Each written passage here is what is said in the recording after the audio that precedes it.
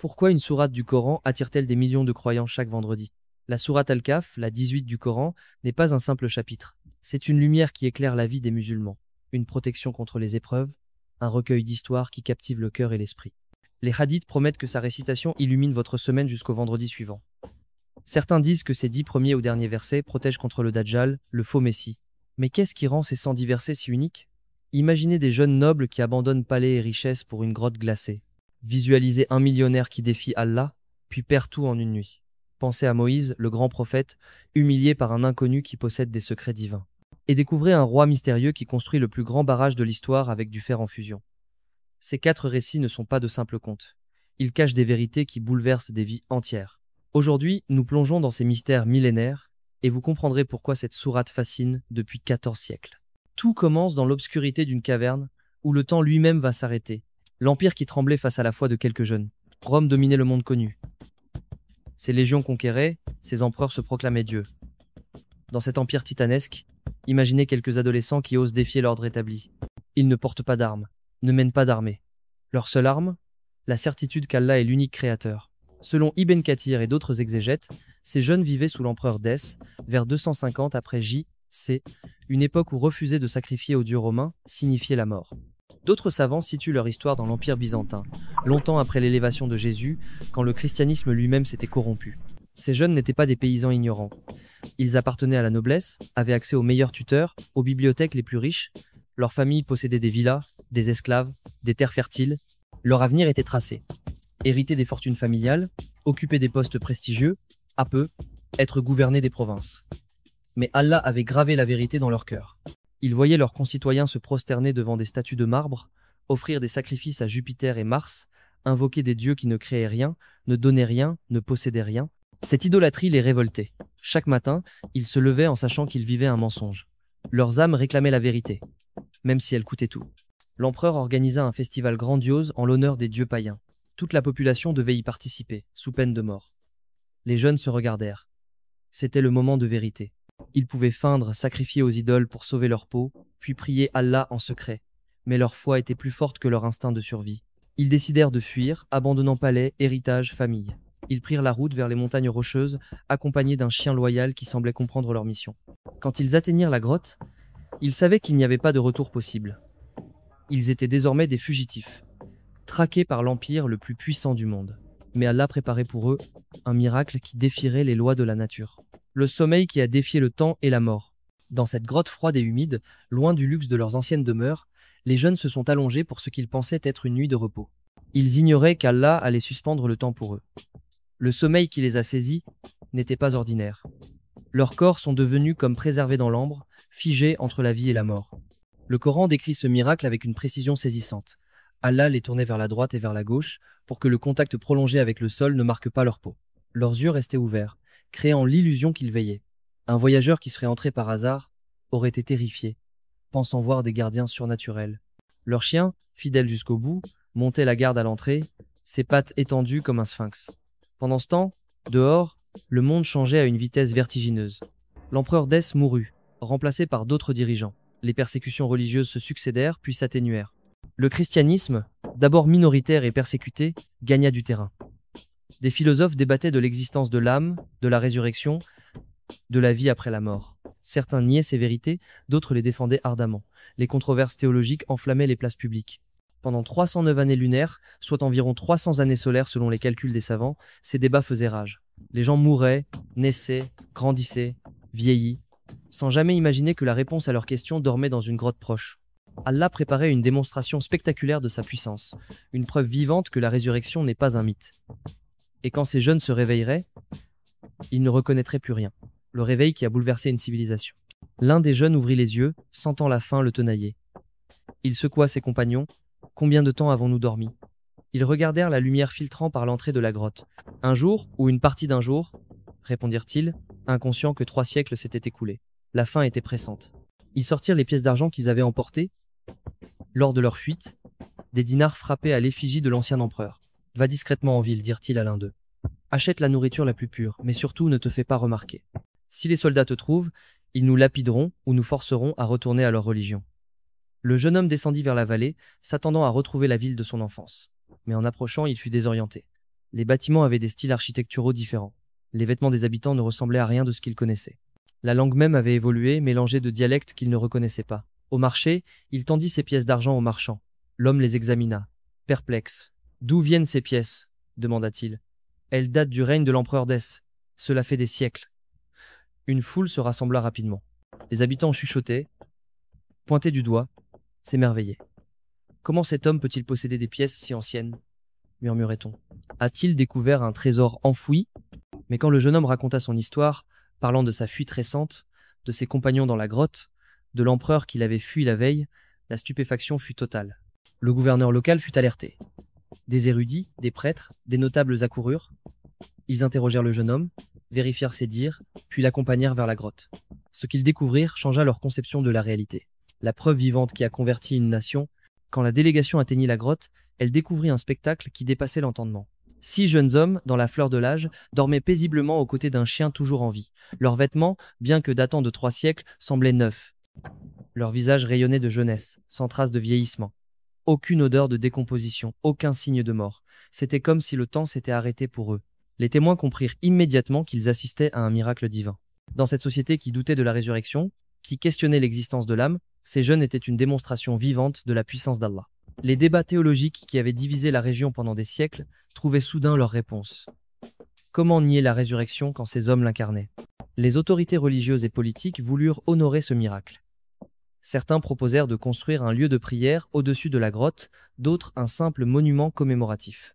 Une tablette de pierre, appelée Ar-Rakim, fut gravée de leur histoire pour préserver leur témoignage. Mais Allah, dans sa sagesse, reprit ces âmes pures, les faisant mourir définitivement pour qu'elles atteignent leur vraie demeure. Leur mission était accomplie. Prouver que la foi sincère triomphe de tous les obstacles, que la résurrection est réelle, que mourir pour Allah vaut mieux que vivre dans le mensonge. Cette histoire résonne encore aujourd'hui dans nos choix quotidiens, mais un autre récit, tout aussi puissant, nous attend. L'orgueil d'un millionnaire qui défiait le ciel. Dans une vallée fertile, un homme possédait un empire agricole éblouissant.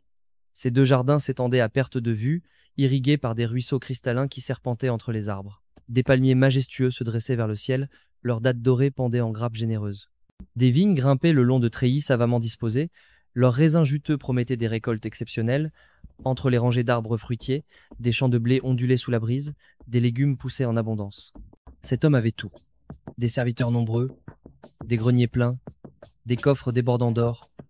Ses voisins l'enviaient, ses pairs le respectaient, les pauvres mendiaient ses faveurs.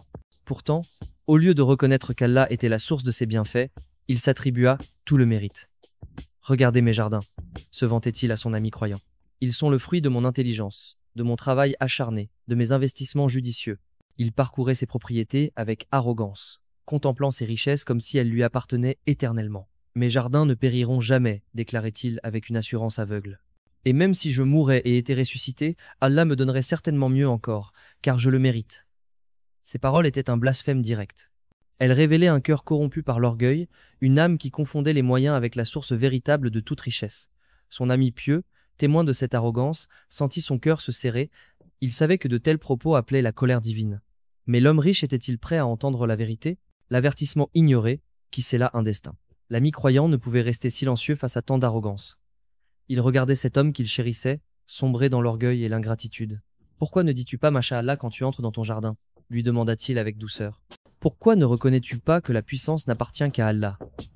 Il lui expliqua que toute richesse, toute santé, tout succès vient d'Allah seul. « Tu me vois peu, être avec moins de biens et d'enfants que toi, continua-t-il, mais mon Seigneur pourrait me donner mieux que tes jardins et envoyer sur les tiens un châtiment du ciel qui les transformerait en terre stérile. » Ces paroles n'étaient pas une malédiction, mais un conseil empli d'amour fraternel.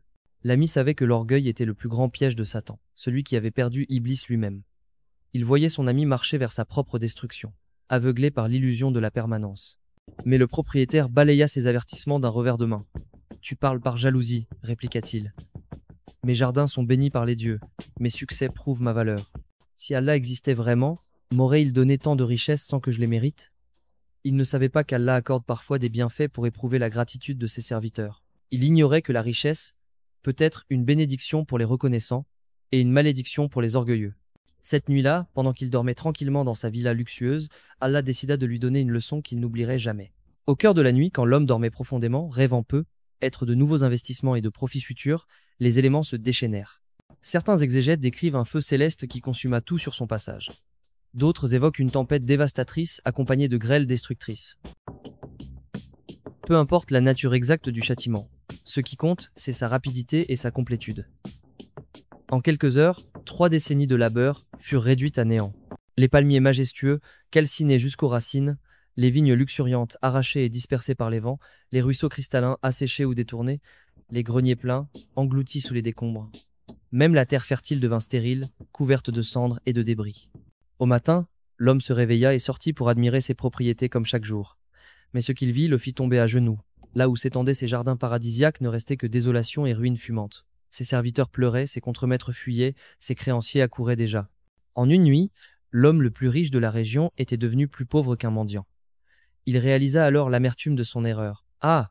gémit-il, se frappant les mains de désespoir. « Si seulement je n'avais associé personne à mon Seigneur !» Ses regrets étaient sincères, mais tardifs. La richesse qu'il croyait éternelle avait fondu comme neige au soleil. Mais cette chute cache-t-elle une possibilité de rédemption? Les leçons cachées dans la poussière des jardins perdus, l'effondrement des jardins n'était pas seulement un châtiment. C'était un enseignement universel gravé dans l'histoire pour tous les siècles futurs. L'homme avait commis l'erreur la plus dangereuse. Confondre les moyens avec la source. Il voyait ses mains plantées, ses yeux supervisés, son intelligence planifiée, et il en concluait qu'il était l'auteur de sa prospérité. Mais qui a créé ses mains, ses yeux, son intelligence? Qui fait pousser les graines qu'il plante? Qui envoie la pluie qui nourrit ses cultures? Qui maintient l'équilibre délicat qui permet à la vie de prospérer? La formule que son ami lui avait enseignée, Masha'Allah, n'était pas une simple politesse. Elle reconnaît qu'Allah est la source de tout bien, que chaque succès vient de sa volonté, que chaque bienfait est un dépôt temporaire dont nous devons rendre compte. Quand nous disons « La hawla wa la quwwata illa billah », il n'y a de force ni de puissance qu'en Allah, nous brisons les chaînes de l'orgueil qui nous font croire que nous contrôlons notre destin. Certains savants, comme Al-Sadi, suggèrent que les regrets sincères de l'homme ouvrent la porte au repentir.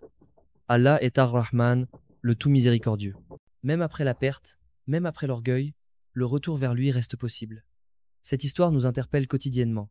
Combien de fois attribuons-nous nos réussites à notre seul mérite? Combien de fois oublions-nous de dire « Alhamdulillah » après un succès? L'homme au jardin vit en chacun de nous. Mais ce n'est pas la seule leçon que recèle cette sourate extraordinaire. Une rencontre encore plus mystérieuse va défier notre compréhension. Le jour où Moïse découvrit les limites de sa sagesse, Moïse ibn Imran était l'un des prophètes les plus glorieux qu'Allah ait envoyés. Il avait affronté Pharaon, le tyran le plus puissant de son époque. Il avait ouvert la mer Rouge d'un coup de bâton. Il avait reçu la Torah directement des mains d'Allah sur le mont Sinaï. Les Bani Israël le vénéraient comme leur sauveur, leurs ennemis le craignaient comme un fléau divin. Sa science religieuse était immense, sa proximité avec Allah inégalée parmi les humains de son temps. Un jour, un homme de son peuple lui posa une question apparemment innocente. « Ô Moïse, qui est l'homme le plus savant sur terre ?» Sans hésiter, Moïse répondit « C'est moi ». Cette réponse n'était pas née de l'orgueil, mais de la conviction sincère. Après tout, qui d'autre avait parlé directement à Allah? Qui d'autre possédait la révélation divine la plus récente? Mais Allah voulait enseigner à son prophète bien-aimé une leçon d'humilité profonde. Il lui révéla qu'au confluent des 2 mers vivait un de ses serviteurs qu'il avait doté d'une science particulière, une science cachée que Moïse ne possédait pas. Cette révélation ébranla Moïse. Un homme plus savant que lui? Comment était-ce possible? Allah lui ordonna de partir à la recherche de cet homme mystérieux, emportant un poisson comme provision. « Quand tu perdras ce poisson, lui dit Allah, tu sauras que tu as atteint le lieu de la rencontre. » Moïse prit son fidèle serviteur Yusha ibn Nun, le futur Josué, et entreprit un voyage qui changerait sa perception de la science divine. Ce qu'il allait découvrir défierait tout ce qu'il croyait savoir sur la justice et la sagesse. La rencontre au confluent des mystères divins. Moïse et son serviteur marchèrent pendant des jours, longeant côtes et rivières, cherchant ce confluent mystérieux où les 2 mers se rejoignaient. Certains exégètes situent ce lieu à la jonction de la Méditerranée et de l'Atlantique, d'autres au point de rencontre entre une mer salée et une rivière douce. Le voyage était éprouvant, mais Moïse était déterminé. À un moment donné, épuisés, ils s'arrêtèrent près d'un rocher pour se reposer. Yusha prépara le poisson qu'il transportait comme nourriture. Mais dans cette pause, quelque chose d'extraordinaire se produisit. Le poisson, bien que cuit et mort, revint mystérieusement à la vie et plongea dans l'eau, creusant un tunnel sec derrière lui, comme s'il nageait dans l'air solide. Yusha, abasourdi, oublia d'informer immédiatement Moïse de ce prodige. Ils reprirent la route, mais Moïse sentait qu'ils avaient dépassé le lieu recherché. Quand son serviteur lui raconta finalement le miracle du poisson, Moïse comprit. C'était le signe qu'Allah lui avait promis. Ils rebroussèrent chemin jusqu'au rocher fatidique. Là, ils trouvèrent un homme assis tranquillement, comme s'il les attendait depuis toujours. Cet homme avait une aura particulière, un calme profond qui suggérait une sagesse immense. « Es-tu celui qu'Allah a doté de sa miséricorde et de sa science ?» demanda Moïse avec respect. L'homme acquiesça. C'était Al-Qidr, le mystérieux serviteur d'Allah, dont les savants débattent encore l'identité exacte. « Puis-je te suivre ?» demanda humblement Moïse. « Pour que tu m'enseignes de ta science. » Al-Qidr sourit tristement. Il connaissait la nature impatiente des humains, même des prophètes. « Tu ne seras pas patient avec moi, prédit-il. Comment pourrais-tu supporter ce que tu ne comprends pas ?» Mais Moïse insista, promettant l'obéissance totale. Al-Qidr accepta finalement, mais posa une condition inflexible. « Si tu me suis, ne me pose aucune question jusqu'à ce que je t'explique moi-même. » Ce pacte allait être mis à l'épreuve de la manière la plus cruelle. 3 actes qui ont brisé la patience d'un prophète. Le premier incident éclata dès qu'ils montèrent à bord d'un bateau. Les marins, reconnaissant Al-Qidr comme un homme saint, avaient refusé tout paiement pour la traversée. Ils naviguaient paisiblement quand soudain, Al-Qidr saisit une hache et perfora la coque du navire. L'eau s'engouffra immédiatement. Les marins paniquèrent, luttant pour colmater la brèche. Moïse, indigné, explosa. « As-tu fait cela pour noyer les passagers ? Tu as commis une chose abominable. » Al-Qidr le regarda calmement. « Ne t'avais-je pas dit que tu ne serais pas patient ?» Moïse, confus, s'excusa. « Ne me tiens pas rigueur de mon oubli. » Ils continuèrent leur chemin, mais Moïse restait troublé. Comment un homme pieux pouvait-il commettre un acte si destructeur? Le deuxième choc fut encore plus brutal. En traversant un village, ils croisèrent un groupe d'enfants qui jouaient innocemment. L'un d'eux, un garçon aux yeux brillants d'intelligence, courut vers eux en souriant. Sans avertissement, Al-Qidr le saisit et lui brisa le cou. L'enfant mourut instantanément. Les témoins hurlèrent d'horreur. Moïse, bouleversé, cria « As-tu tué une âme innocente qui n'avait tué personne? Tu as fait une chose répréhensible. » Le cœur de Moïse saignait. Comment accepter la mort d'un innocent? Al-Qidr lui rappela sa promesse, mais Moïse était au bord de la rupture. « Si je t'interroge encore sur quoi que ce soit après cela, dit-il, ne m'accompagne plus. » Le troisième incident acheva de briser sa patience. Ils arrivèrent dans un village inhospitalier où personne ne voulait les nourrir ni les loger.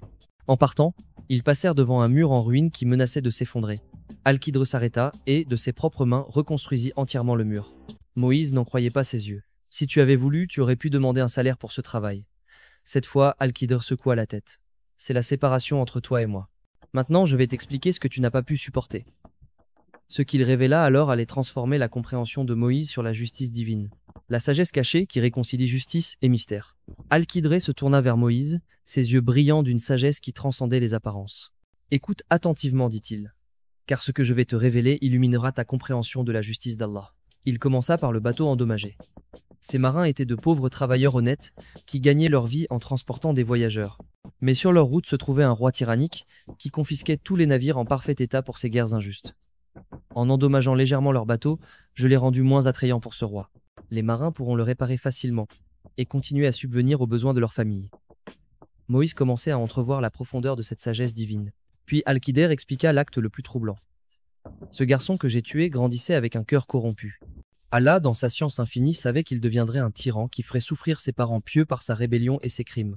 En l'ôtant maintenant, innocent, il accède directement au paradis. Et Allah donnera à ses parents un enfant meilleur, plus obéissant et plus aimant. Cette révélation glaça Moïse. Allah voyait l'avenir avec une précision absolue, et ses décrets, même les plus douloureux en apparence, cachaient une miséricorde infinie. Enfin, Al-Qidr éclaira le mystère du mur. Sous ce mur se trouvait un trésor appartenant à 2 orphelins du village. Leur père était un homme vertueux qui avait caché cet héritage pour ses fils. Si le mur s'était effondré maintenant, les habitants malhonnêtes auraient découvert et volé ce trésor.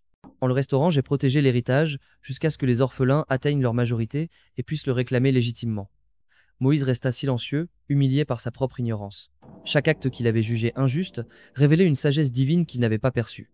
Voilà l'explication de ce que tu n'as pas pu supporter, conclut Al-Qidr. Je n'ai pas agi de mon propre chef, mais selon la volonté d'Allah. Cette leçon résonne encore dans nos vies modernes, nous rappelant que nos jugements hâtifs peuvent nous aveugler sur la sagesse divine. L'homme aux 2 cornes qui défiait l'impossible. À l'autre bout du monde, un roi extraordinaire parcourait la terre, établissant la justice partout où il passait. Les savants l'appellent Zulkarnain, l'homme aux 2 cornes, un titre mystérieux qui alimente les débats depuis des siècles. Certains pensent qu'il s'agit d'Alexandre le Grand, d'autres d'un roi perse antique, quelques-uns l'identifient au roi Cyrus. Mais ce qui importe n'est pas son identité historique, c'est son caractère exceptionnel.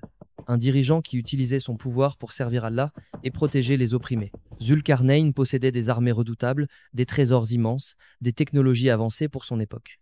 Pourtant, Contrairement à la plupart des rois qui conquièrent pour leur gloire personnelle, lui parcourait le monde pour instaurer la justice divine. Son premier voyage le mena vers l'ouest, jusqu'aux confins de la terre habitée. Là, selon le Coran, il vit le soleil se coucher dans une source d'eau boueuse et chaude, probablement une description poétique de l'horizon maritime vu depuis une falaise. Il y trouva un peuple qu'Allah lui donna le choix de châtier ou de traiter avec bonté. Quant à celui qui est injuste, déclara Zulkarnain, nous le châtierons, puis il sera ramené à son Seigneur qui le punira d'un châtiment terrible. Mais celui qui croit et agit righteusement aura la plus belle récompense. Cette justice équilibrée révélait un cœur guidé par la révélation divine. Mais son voyage le plus crucial. La sourate Al-Kahf n'est pas un simple recueil d'histoires. Les gens de la grotte nous montrent que la foi doit primer, même face à l'adversité. L'homme aux deux jardins nous met en garde contre l'orgueil et nous rappelle la gratitude. Moïse et Al-Qidr nous enseignent la patience face à l'inconnu, car Allah sait ce que nous ignorons. Zulkarnain nous inspire à utiliser nos talents pour la justice. Chaque vendredi, cette sourate nous guide, nous protège, nous pousse à réfléchir. Sommes-nous prêts à faire des sacrifices pour notre foi? À rester humbles face aux bienfaits? À accepter le décret d'Allah, même quand il nous échappe? Partagez cette vidéo, Inch'Allah, pour transmettre ces leçons. Et la prochaine fois que vous lirez Al-Kahf, demandez-vous, quelle caverne spirituelle cherchez-vous pour vous rapprocher d'Allah?